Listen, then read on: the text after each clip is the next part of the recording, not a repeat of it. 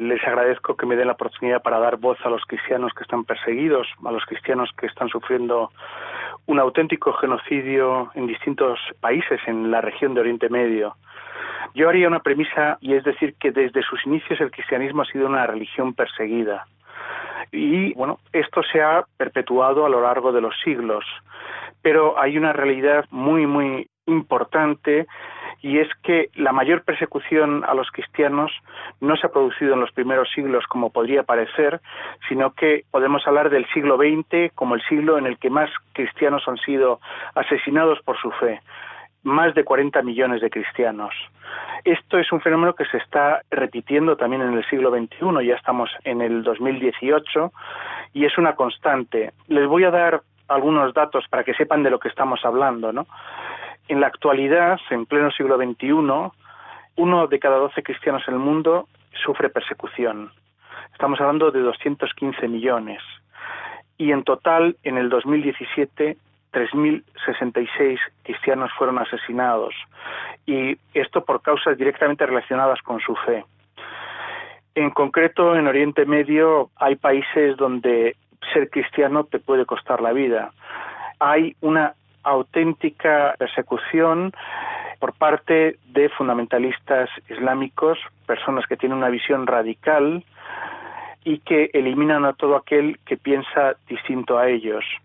Esto lo hemos vivido con la irrupción del Estado Islámico, de Daesh, que es como le llaman allí en Oriente Medio. Bueno, hay distintas denominaciones, ¿no? El Estado Islámico es uno de los grupos que está llevando a cabo esta masacre, pero también hay otros grupos radicales, fundamentalistas, que tienen una visión del Islam que pretende eliminar a todo aquel que no piensa como ellos. Otra de las situaciones que se está produciendo y es que quien no quiere sufrir la espada de los radicales, de los extremistas, está huyendo. Hay un auténtico éxodo, ¿no? Los cristianos están abandonando su tierra natal. El cristianismo nació en Oriente Medio y, bueno, pues realmente quedan muy pocos cristianos. En los años 90 los cristianos eran el 20% de la población. En la actualidad los cristianos en Oriente Medio no superan el 4%. Y los jefes de las iglesias, los líderes cristianos allí, no tienen buenas perspectivas, no tienen. Las previsiones que tienen es que en los próximos 5 años puedan descender el número de cristianos a menos de un 2% si no se interviene, si no se hace algo. Antes del conflicto en Siria, por poner un ejemplo, por ir a un sitio concreto, los cristianos eran 2 millones en este país. Actualmente son menos de 1 millón. La población se ha reducido a la mitad. Y efectivamente hay un genocidio en acto en Oriente Medio que no está siendo comentado, no está siendo difundido por la mayoría de los medios. Son muy pocos los que se atreven a hablar de esta situación. Y también la comunidad internacional no ha querido tomar parte, ¿no? Ni reconocer este genocidio de los cristianos. Les voy a hacer un ejemplo, quizás es políticamente incorrecto, ¿no? En el Consejo de Seguridad de la ONU se decidió en una reunión analizar los crímenes del Estado Islámico y se habló, bueno, de que había un genocidio contra las personas LGTBI. En concreto, el Estado Islámico eliminó a 30 personas, pero nunca abordó el genocidio de los cristianos en el Consejo de Seguridad. Simplemente, permítame esta anécdota, ¿no?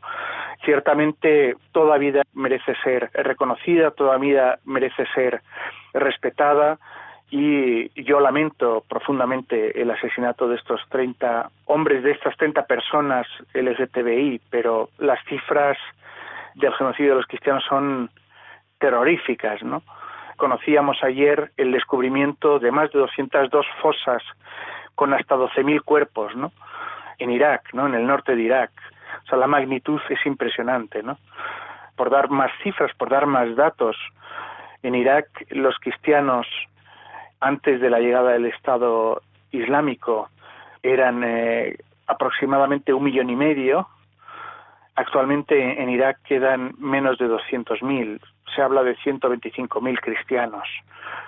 Sí, hay un genocidio en acto. Podemos afirmarlo con rotundidad. El cristianismo nació en Siria. Esto es un dato que quizás la gente desconozca, ¿no? En Antioquía es donde se da el nombre de cristianos a los cristianos, ¿no? Esto aparece en los Hechos de los Apóstoles, ¿no? Antioquía, por cierto, un territorio que ya no pertenece a Siria. Siria se ha ido desmembrando y bueno, ahora pertenece a Turquía, ¿no? Pero es allí donde nació el cristianismo, en Siria, y en Siria es donde se conserva el idioma primitivo hablado por los cristianos, que es el arameo, el idioma hablado por Jesús de Nazaret. Jesús hablaba arameo, y en Malula es uno de los únicos pueblos, de los pocos pueblos en los que todavía se conserva este idioma milenario, ¿no? A mí en la Facultad de Periodismo me dijeron que había que utilizar, para que una información fuera rigurosa, distintas fuentes, ¿no? Los grandes medios internacionales solo utilizan una fuente, ¿no? Y además es una fuente de parte. En este sentido yo pediría a la gente que acuda a distintas fuentes y que no se deje tampoco engañar por los mainstream, ¿no? Los grandes medios, ¿no? Que responden a quienes están ocasionando mucho sufrimiento y mucho dolor al pueblo sirio y que son las principales víctimas de una contienda que no era deseada ni querida por nadie allí, ¿no? Y que podría terminar enseguida, ¿no? En cuanto quienes han puesto sus sucias manos en Siria se retiren, todo volvería a la normalidad, ¿no? Seguimos escuchando los testimonios del periodista español Iván de Vargas sobre la persecución de los cristianos en Oriente Medio. Iván, ¿sabe una cosa más? Es que yo creo que cuando utilizamos esa palabra persecución de cristianos, yo creo que poca gente entiende de qué se trata. Yo explico en qué sentido. Yo, por ejemplo, voy a confesar, yo también sabía sobre la existencia del problema, pero yo cuando empecé a mirar de qué se trata en concreto, ¿sabe? Me di cuenta de que esa palabra persecución quizás no refleje de la mejor manera lo que está ocurriendo. Detrás de esa palabra persecución de cristianos ahí en Oriente Medio, ¿qué es lo que se esconde? Porque usted, yo creo que, por desgracia, yo creo que sabe qué es lo que se esconde detrás, teniendo en cuenta que usted suele estar ahí en la región. ¿Qué es lo que se esconde bajo esta palabra? Yo sí preguntaría. Le agradezco la pregunta y le agradezco el que me permita aclarar, porque también hemos hablado de persecución y hemos hablado de genocidio. La persecución la están llevando a cabo grupos extremistas que quieren eliminar a cualquier persona que piense distinto a ellos. En este sentido, cuando se habla de un exterminio, cuando se habla de eliminar a todo aquel que piensa distinto a ellos o que tiene una concepción de la vida distinta a ellos, estamos hablando de genocidio. La persecución es tan sencilla como lo siguiente. Imagínese que usted está en su casa y llegan personas, un grupo de personas armadas, y le ofrecen distintas posibilidades. Las posibilidades que le ofrecen son las siguientes: convertirse al Islam o morir, abandonar absolutamente todo, su casa, su trabajo, sus propiedades, que esto es lo que ha ocurrido, por ejemplo, en Irak, la madrugada del 6 al 7 de agosto de 2014, cuando llegó el Estado Islámico a la llanura de Nínive, a los pueblos cristianos de Caracos, Bartella, Tel Escuf, etcétera. 120.000 cristianos tuvieron que abandonar sus casas y recorrer 40 kilómetros por el desierto a más de 40 grados en la noche, porque en agosto en Irak yo he estado a más de 54 grados a la sombra durante el día y el calor no baja, es insoportable, es sofocante. Estas 120.000 personas abandonaron sus casas, sus propiedades, sus trabajos y lo perdieron absolutamente todo para no morir bajo las garras del Estado Islámico. O, bueno, otra de las opciones que se les permite, si no quieren abandonar sus casas y no quieren convertirse al Islam, pueden permanecer como dumis, es decir, como ciudadanos sin ningún tipo de derecho, pero eso sí, pagando la jizya, que es un impuesto en oro que es difícilmente impagable. Si eres un dumi te tienes que cortar el pelo al cero para que todo el mundo sepa que no eres musulmán, que eres un ciudadano sin ningún tipo de derecho. Sus casas fueron marcadas con la letra Nun, es la inicial de la letra N, con la que el Corán define a los cristianos, nazarenos, Nasara. Bueno, esto recuerda a otras épocas, no sé si me entiende a lo que me refiero, ¿no? Los cristianos prefirieron morir, no hubo ninguna apostasía, nadie se quiso convertir a esa visión radical del Islam. Muchos murieron, fueron crucificados, fueron decapitados. Muchos padres tuvieron que ver con sus propios ojos cómo sus hijos eran enterrados vivos. Muchos de los jóvenes que fueron decapitados, los radicales jugaron con su cabeza al fútbol, las golpeaban. Bueno, podría extenderme en las barbaridades, ¿no? Niños que estaban en la tripa de las madres, que todavía no habían nacido, fueron arrancados del seno materno y fueron colgados de los árboles por el cordón umbilical. Yo he visto las tumbas profanadas de los cementerios cristianos. No se respetaron los lugares de culto, no se respetaron los símbolos religiosos y no se respetaron a los cristianos, a los fieles. No solo a los cristianos, hay que ser honestos. Todo aquel que no pensaba igual que ellos sufrió la barbarie, las atrocidades más inhumanas que ustedes puedan imaginar. Algo totalmente demoníaco, diabólico. El Estado Islámico trajo negrura, oscuridad. Yo he visto las iglesias, los templos, lugares de culto totalmente quemados y lo que se ve es en negritud, oscuridad. Es auténticamente impresionante, ¿no? En los pueblos donde había mujeres yazidíes y donde había mujeres cristianas, muchas fueron vendidas luego como esclavas sexuales y fueron sometidas a esa esclavitud sexual más atroz.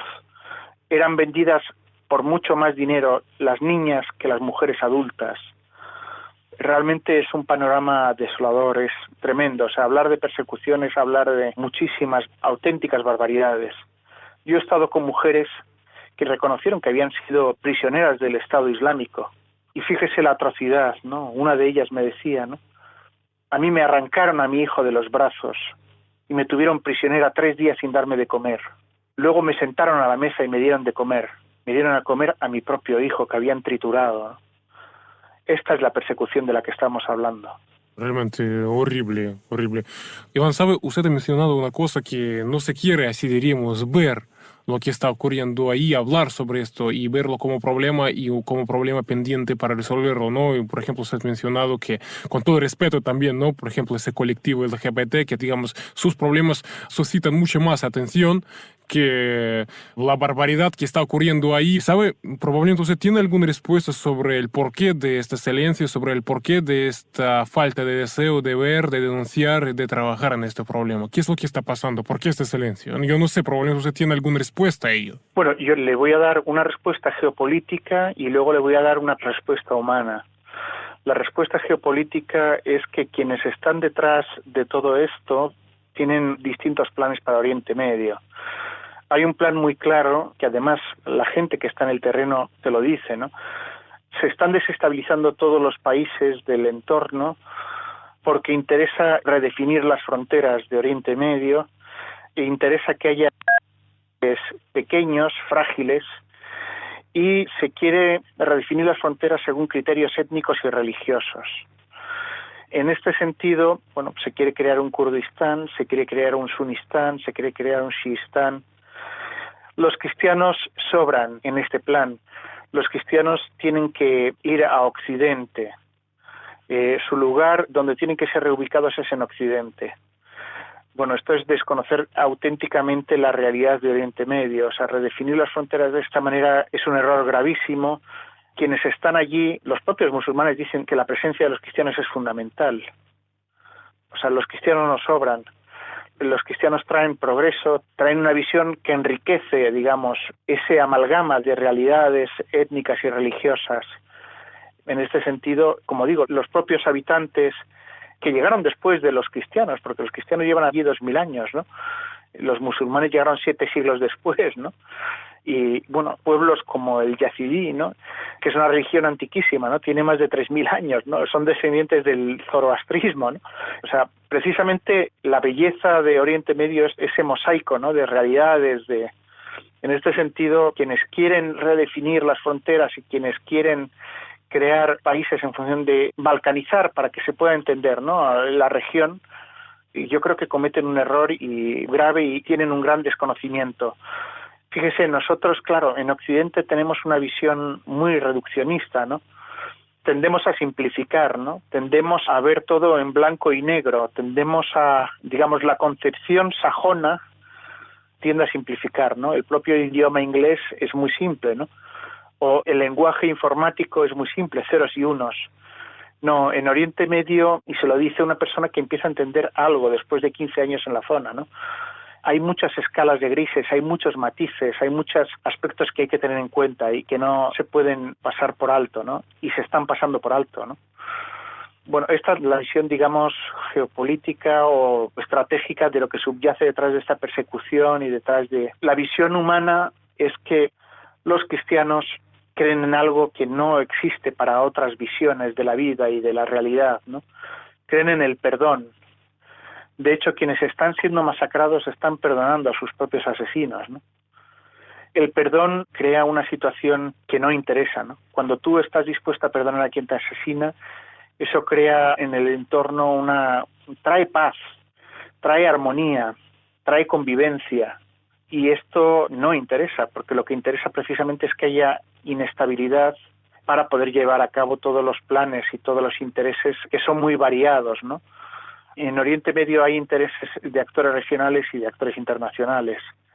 Y si el cristiano trae paz, trae reconciliación, trae progreso, trae derechos humanos, trae una visión, una concepción de la vida que atenta contra quienes tienen intereses, pues hay que exterminarlos, hay que eliminarlos, ¿no? O hay que por lo menos conseguir que se vayan y dejen sus tierras, ¿no?